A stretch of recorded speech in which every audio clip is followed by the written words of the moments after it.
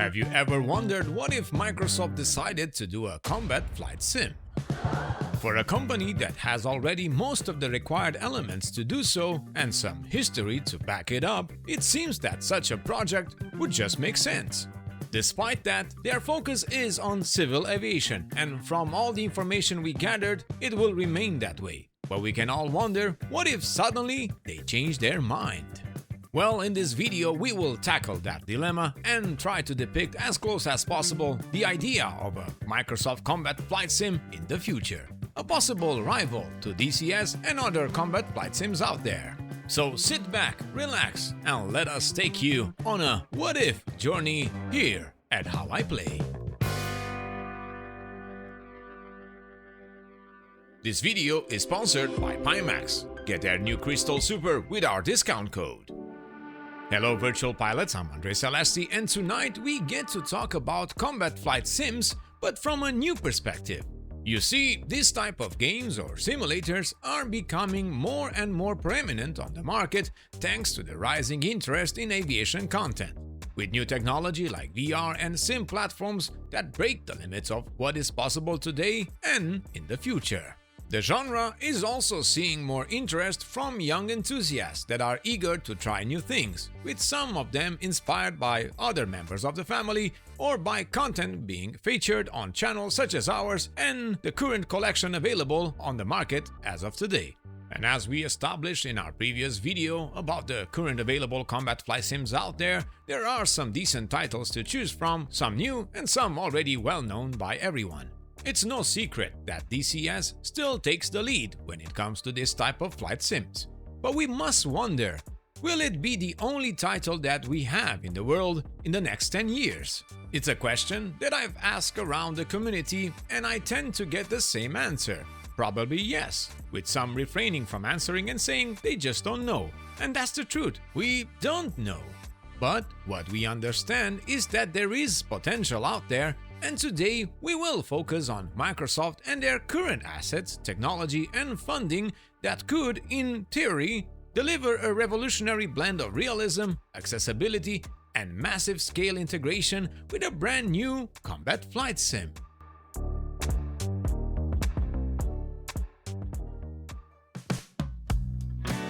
Taking in consideration that Microsoft did make in the past titles that were well regarded in their time, especially Combat Flight Simulator 2 and 3, plus the ever-evolving list of military jets, props and rotors that is now available for MSFS, you start to wonder, is this fictional material actually closer to reality than we can imagine?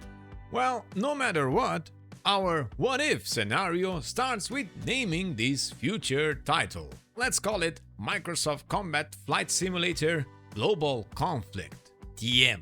Yes, TM. Obvious name, right? But why Global Conflict? Well, that's part of the key features of this potential new sim. And that is the global streaming technology with Azure Cloud plus Bing Maps for realistic global rendering. As we have seen until so far, back when MSFS 2020 launched and now with 2024 raising the bar, in the next 10 years this technology may only get better. So imagine experiencing cloud-rendered battlefield with photorealistic war zones and a dynamic terrain damage with cloud-synced destruction models that track cratered runways, destroyed convoys, collapsed bridges and damaged cities. Persistency across multiplayer and campaigns. Now add to that real-time environmental conditions like weather, time of day, seasonal changes, and you got yourself a rock star on the combat flight sim market. Now speaking about the world renderer, this feature will have to also accommodate flyable eras like World War II, Cold War and modern, plus a historical weather database needed for those historical battles in the real world, now possible in the virtual skies. The flyable eras with change in the environment based on historical data won't be easy, as the Bing database has limits for obvious reasons. The actual map-making work could be done by established third parties. Orbex is already doing a Jurassic Park add-on for MSFS 2024. Yeah, that's a thing now. Cool. Or Microsoft wouldn't have to do the historical Earth themselves.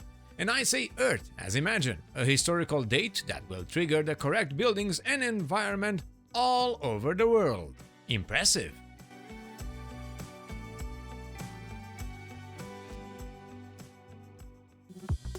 Next on the list is that full spectrum simulation. From air-to-air, air-to-ground, electronic warfare, and maritime operations, all assets will have to be represented with high quality and attention to detail, encompassing all required eras and version of each unit and adding those missing modules as AI assets. Moving on, of course, a combat flight sim can't be delivered without the multi-era and multi-role aircraft modules.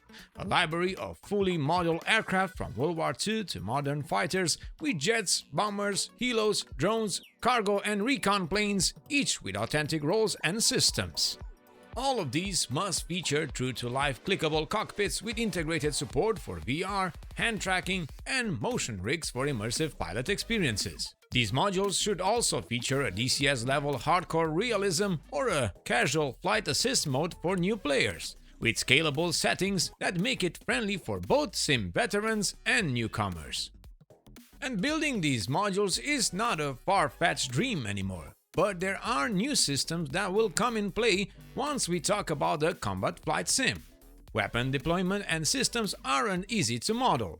If you look at the modules that are available right now for Microsoft Flight Simulator, you will find that basically all weapons are, well, let's say, eye candy, and it's obvious it's not a combat flight sim. Then let's take in consideration how long will it take to develop those systems for a study-level aircraft, and maybe that time sink won't be worth the return. But I digress. Let's imagine that in 10 years, Microsoft secures Radeon and Boeing data support for realism in aircraft behavior. Oh, and maybe as the world of real military flight goes more and more with a deeper focus on autonomous drones, many jets become declassified and such. They also benefit from former military advisors to ensure tactical authenticity. That could be nice. And so, we got the world, we got the assets and the modules. What is next? Well, basically what to do. And that dynamic campaign, but this time in a different spin-off. As we deal with the entire planet, let's say a dynamic global campaign. Persistent online war zones, something like War Thunder meets DCS plus MSFS with real-time mission generation. All of this is powered by AI with smart persistent war scenarios where enemy forces adapt, supply lines shift, and player action influences the front line across week-long campaigns. Nice!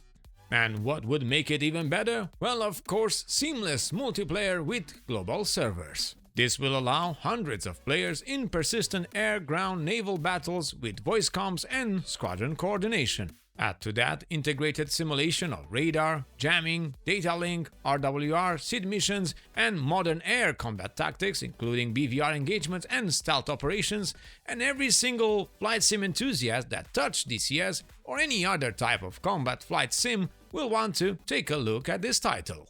Are you sure about that? Well, that's what I would do. Oh yes, that's you, not me. Fair enough.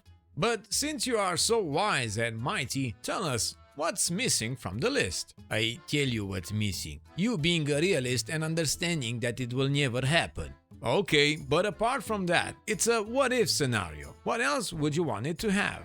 Well, a mission editor? Exactly. That's the first smart thing you said today. What? A mission editor indeed, but this time one that has 3D environment placing and a drag-and-drop interface with real-world map tools. Basically, a mission builder with real-world map overlays, triggers, AI behavior scripting, and community sharing support. Perfect for squadrons and creators. And speaking of that, it will also be nice to have a marketplace for third-party aircraft, map, skins, and missions combined with powerful mod tools to support community expansions. But this time, make sure it's supported in later iterations, alright? So yeah, it all sounds amazing. And despite these basic elements to build a future combat flight sim being known, there are a lot of complexities that could prove challenging in delivering everything for a later, highly profitable product.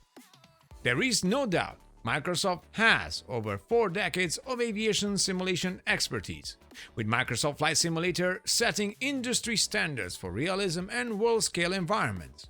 If they ever enter the combat simulation space, they would likely shape up the genre by blending their strengths in streaming world tech, cloud AI, and immersive fidelity, offering a visual, unmatched, scalable combat flight experience that could rival or surpass DCS in reach and accessibility. But where we stand today in the real world, Microsoft has many reasons not to make a combat flight simulator in the future, as their current market focus is on civilian operation rather than combat. This sector is broader and more accessible, and it is less complex to simulate with no weapons, damage, or combat AI, and easier to license. And let's face it, combat sims are a more niche, hardcore, and less profitable at scale. And since developing a full-fledged DCS-style combat sim would cost tens of millions over several years, it's uncertain if the hardcore combat sim market would return enough profit, especially since DCS World is already dominating that niche. War Thunder covers the casual side, I know, it's true, and military-grade customers use proprietary systems. Also, we need to take into account that Microsoft has historically positioned Microsoft Flight Simulator as a non-violent, educational, and inspirational product. A combat version will also conflict with the brand image of realism, peaceful exploration, and learning. And the list could continue for a long time. But yes, I am quite positive that this conversation happened at least once, if not multiple times, over at Microsoft. But that's just my opinion. What do you think? How would Microsoft do a combat flight sim in the next 10 years? Leave your comments down below. Thank you all for watching until the end of our video. Many thanks to our patrons for their continued support. If you find the video informative, make sure to leave us a like and subscribe to keep in touch with all the latest news on your favorite simulators and games. As always, I am Andre Celesti, reminding you to fly safe, and I'll see you next time.